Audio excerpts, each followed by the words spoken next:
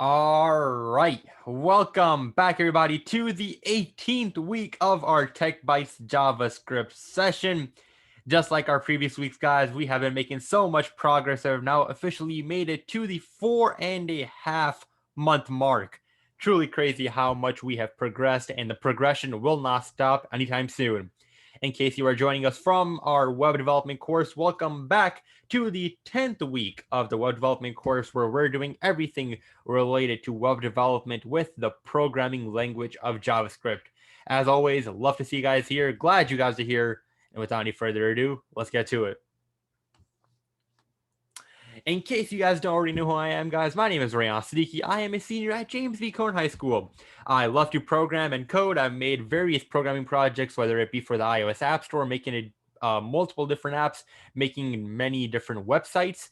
And now I'm really looking towards the content creation side, using my skills to have an impact on my community through starting a YouTube channel, running a sports talk show called Buzzer to Buzzer with some of my friends, writing articles related to tech, all of which such information you can find on my website at rayansiddiqui.com.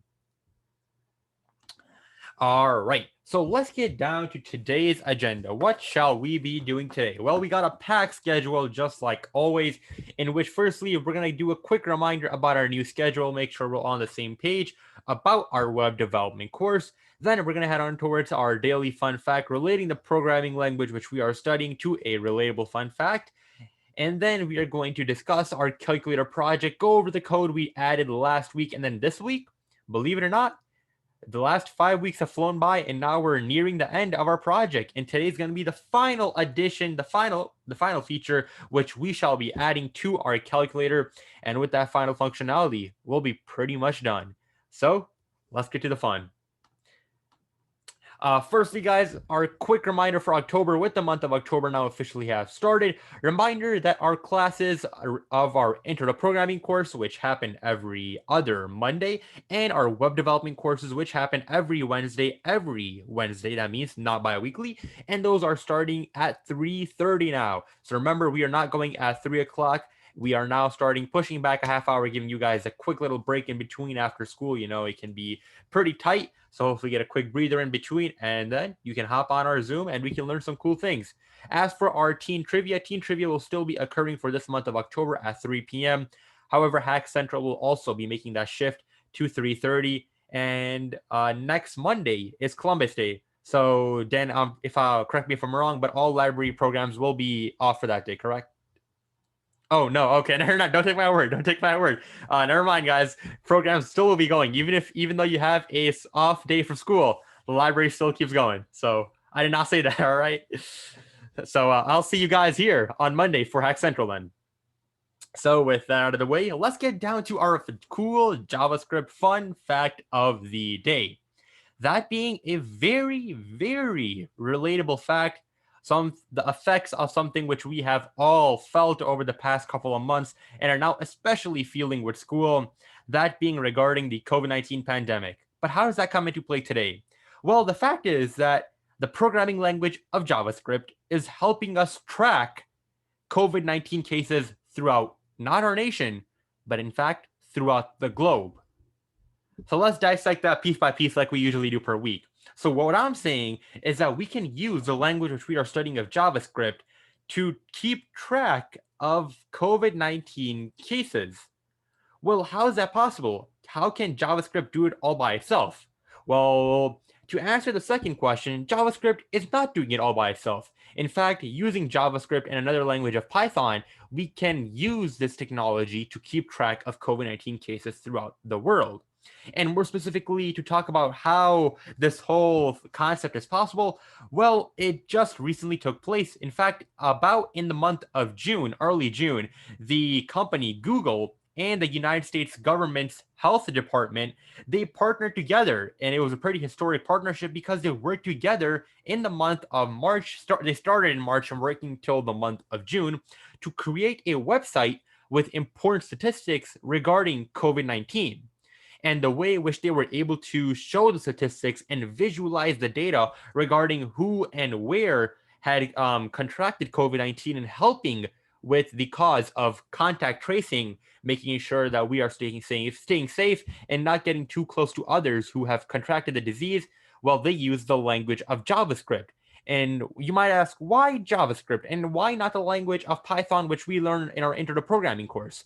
Well, it's mainly because JavaScript is a very effective language, which we have learned in making web pages and visualizing a lot of data. Now, you may have heard me say in Python, well, isn't Python good for data management? Well, you're right. Python helps us manage and track that data. However, displaying and creating web pages with Python is not that efficient and not that effective in a sense. And JavaScript is much more widely used and adapted for creating web pages, and especially since JavaScript has a lot of animation libraries, those allow with the conjunction of JavaScript to visualize and showcase that data. Now, if you've not seen the final product, I got the website right here, and we can take a look at it, how this website works. What is this website, which was made with the language of JavaScript? And here it is. We can see that it's a whole fleshed out website with a bunch of information telling me about my local situation, since I am residing in the Cook County, as with I'm sure many of you guys. We get a bunch of information relating to the Cook County. We got some general information regarding COVID-19 and how it spread, some symptoms, prevention, treatments, how we can get better. We even got a self-assessment test we can take. And here's the coolest part, the data and insights. So this is the main area where JavaScript really comes into hand. That being able to see trends and statistics relating to specific countries. So if I open up the map and head on over here, we should be loaded up with a worldwide view of various statistics showing us where and how prevalent the COVID-19 disease is. And right now we are in the lead by a very far margin, especially in deaths. Hopefully we make our way to decreasing that number of that statistic. Truly sad to see, but you make sure that you are doing your part and wearing a mask, staying safe, 6 feet apart.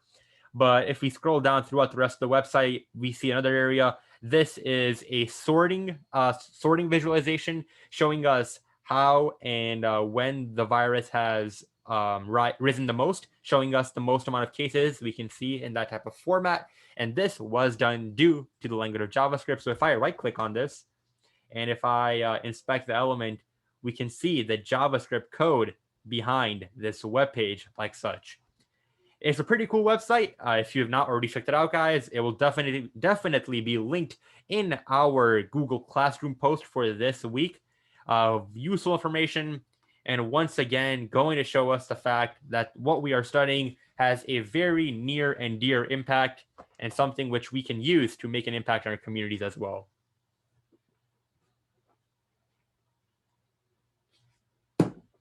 All right. Now let's move on towards our calculator project, which we are almost done with. Now, guys, the basic idea is still the same, that we are creating a basic calculator which can perform arithmetic operations. And safe to say, in the past 5 weeks, we have completed that aspect of our calculator. And this week, we will be working on an extension, which I'll be detailing shortly. And remember, the core concepts which we are studying throughout this project are variables, functions, loops, parameters, user input, making and manipulating our HTML with the DOM, and working more with that. Now, in case you were not here last week, as we did add a good amount of code last week, and more towards we learned about some math.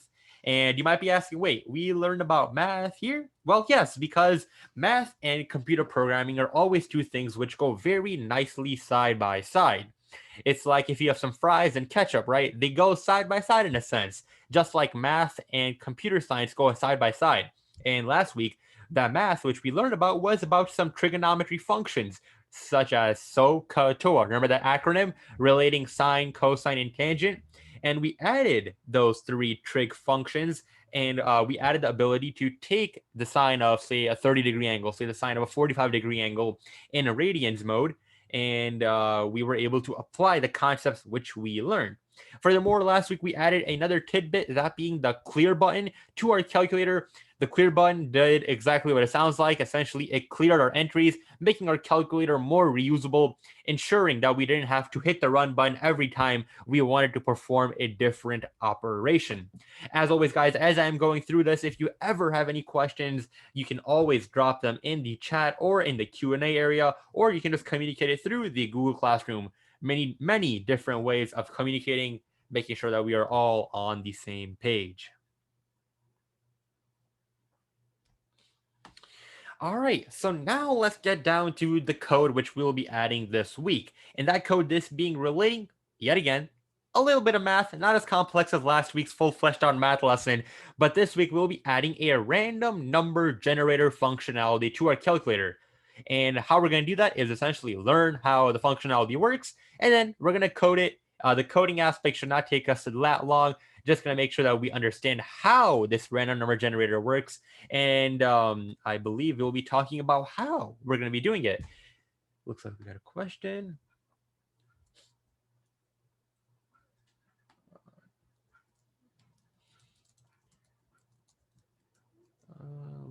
Open the question. All right, Sivish, this is not a question, but do you know scripting?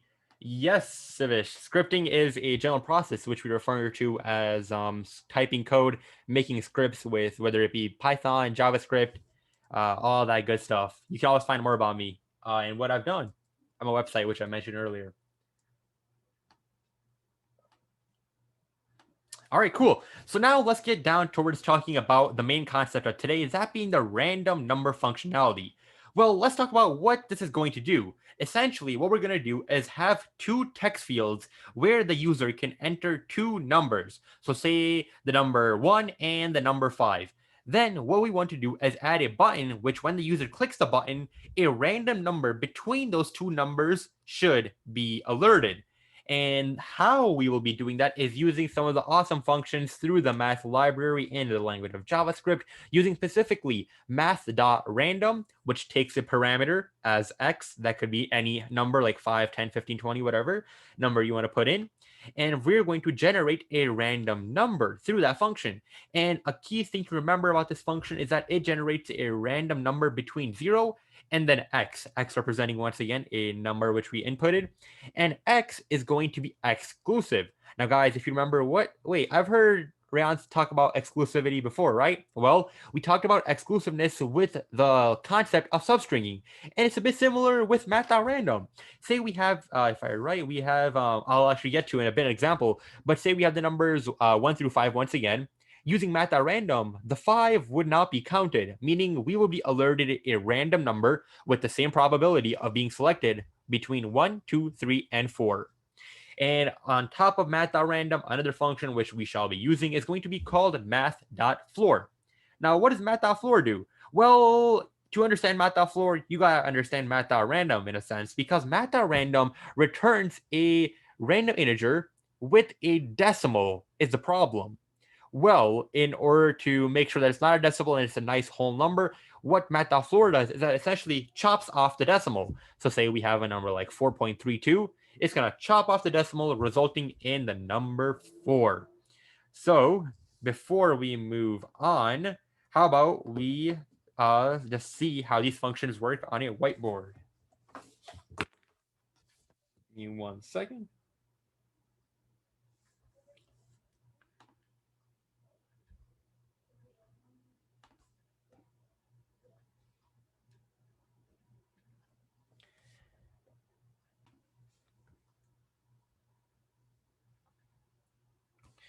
All right, there we go. Cool. All right. So just to do a quick recap and make sure that we understand how this math.random and math.floor function works before we officially start coding it, I thought it'd be nice if we do some examples. So let's get that rolling.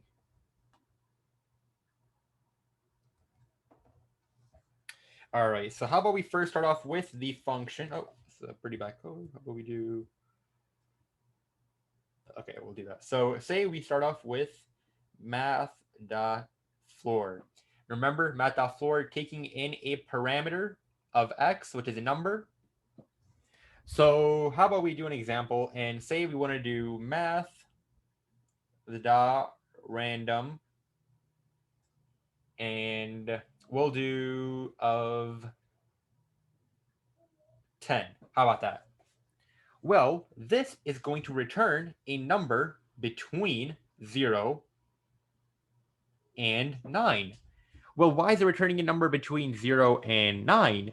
Well, that's because this is exclusive, meaning the number which we pass in as a parameter is exclusive.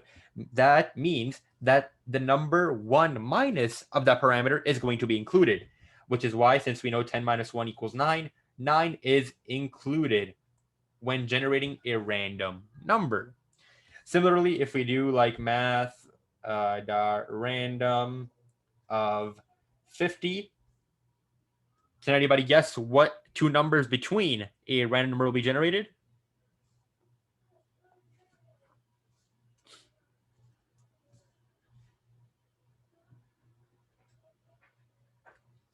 Anybody have a guess of what two numbers between a random number can be generated?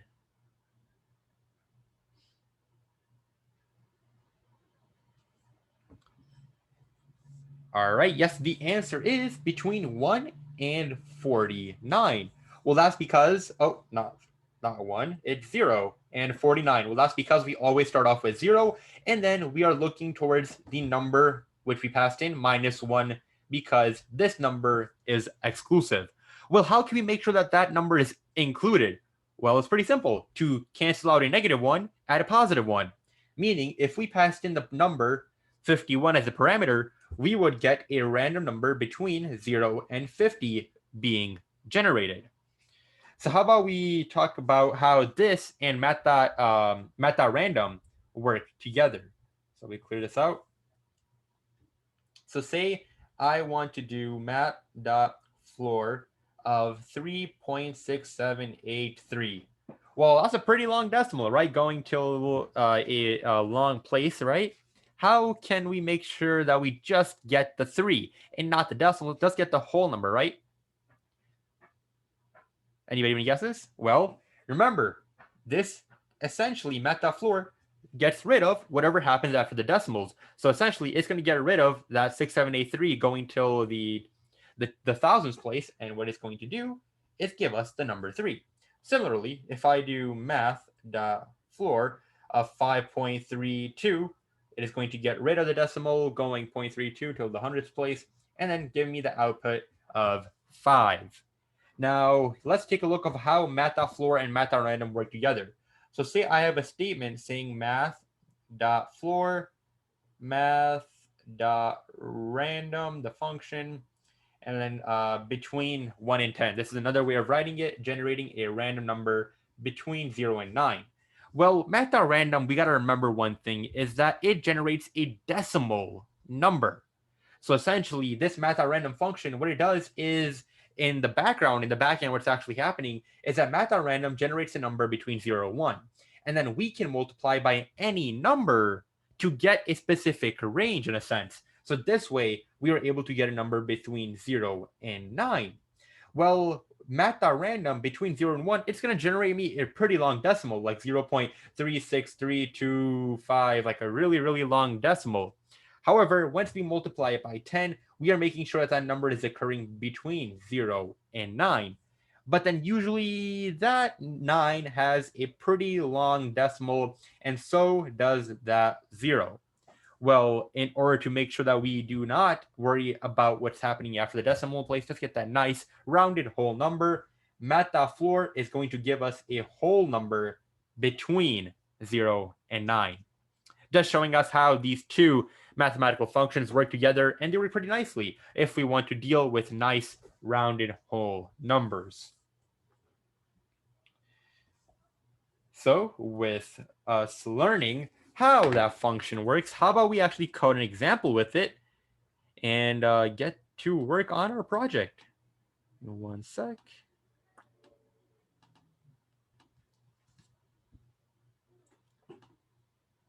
All right, so open up our online coding website As always, it can be found, the copy of our project can always be found in the Google Classroom. If we head on over to our classroom, go to the classwork tab, or any of our weekly updates, open up the link, and I will meet you there.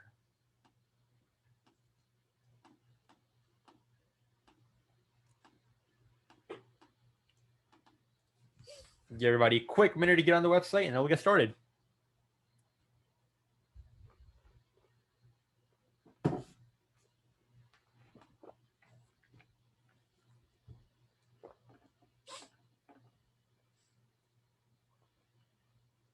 As you guys are making your way onto the website, I'm just going to do a quick review of what we added last week. So if I hit the run button and get this working, we added these trig functions. So say I did the sine of 30 degrees, we get whatever the sine, remember the opposite over the hypotenuse value equals.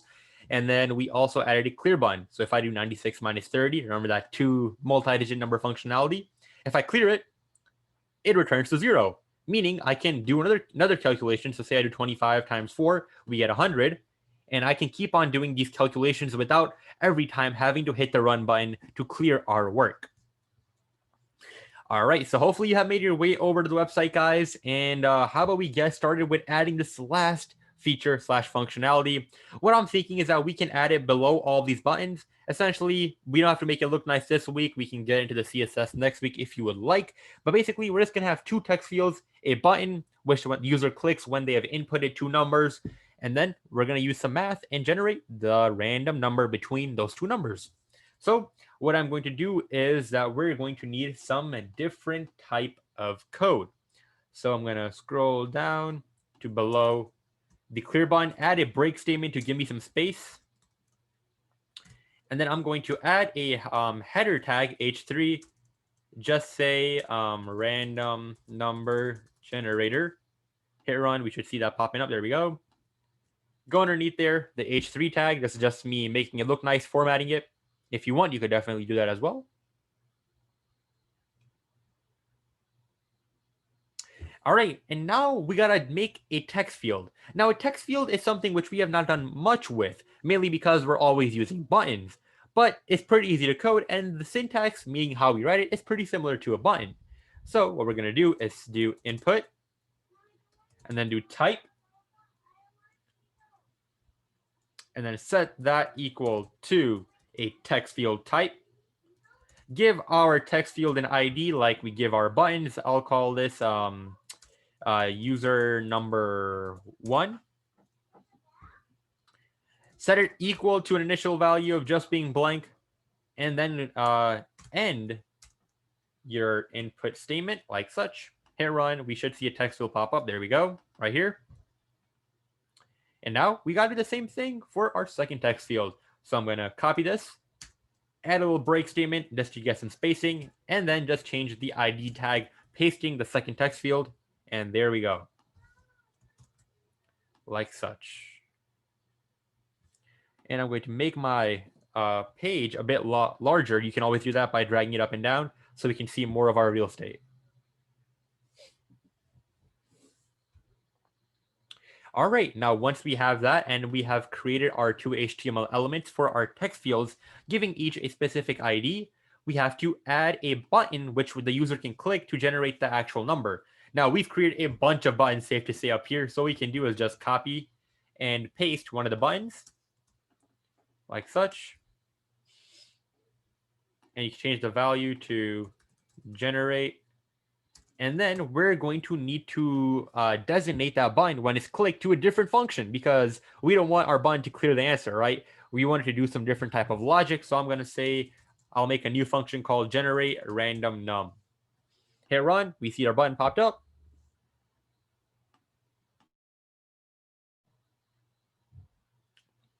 So now what I'm going to do is head on over to our JavaScript with our HTML finished for today. Make a new function called whatever you entered in your on-click area. Call write whatever it was called. Mine was called generate random num. Add the open and close squiggly parentheses. Once we have that, now we have to start thinking about how do we actually get the user input. Well, it's pretty similar to how we've gotten user input in the past. And so remember how we used to have prompts before when we started early typing out code, how we used to get the value of those prompts? Well, it's a bit similar. So we have to firstly create some variables to hold the responses of the user. So hold whatever numbers the user has inputted. So what I'm going to do is say var user num1 is going to equal document.get element by ID. Remember, it's a capital E, capital B, capital I, opening close parentheses. In those opening close parentheses, quotation marks, whatever the ID of your first text field is, mine is user number 1, and then dot value. And this dot value command, it extracts whatever is inputted inside of our first text field.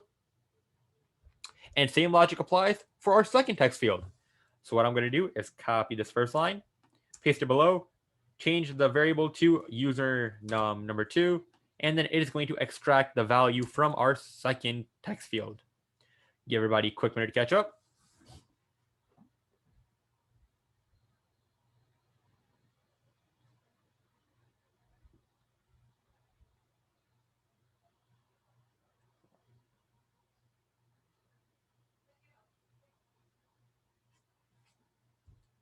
All right, so now to make sure this is working, what I'm going to do is just simply do an alert of our first number and then our second number, make sure that our logic is working correctly. So if I run, put in 5 right here, put in 10, we should see 5 and 10 being alerted. There we go, 5 and 10, perfect.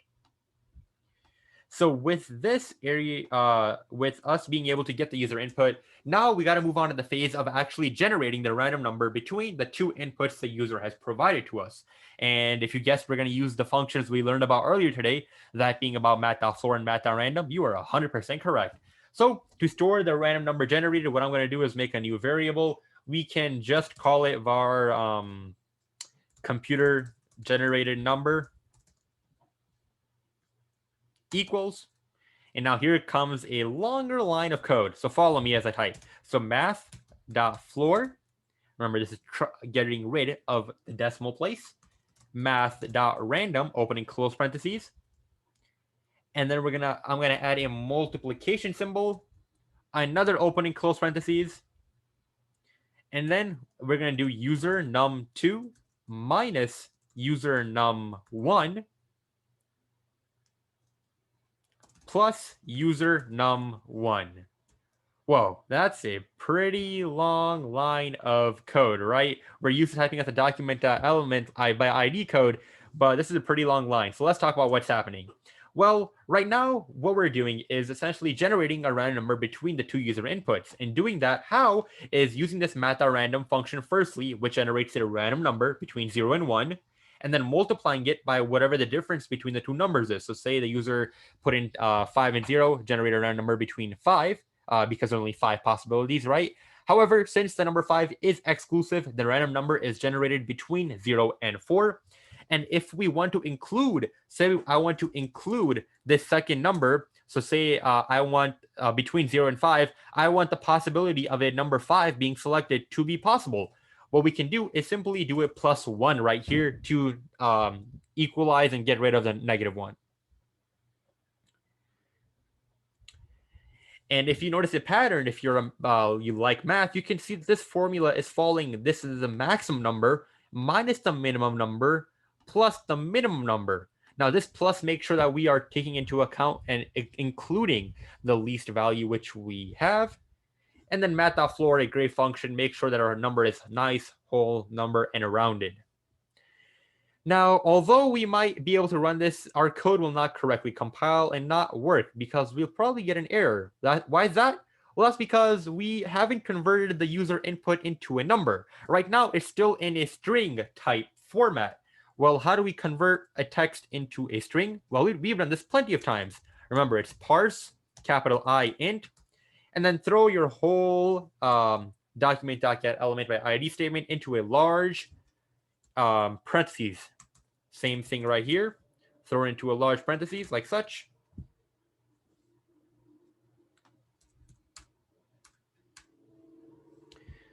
There we go. Give everybody a quick minute.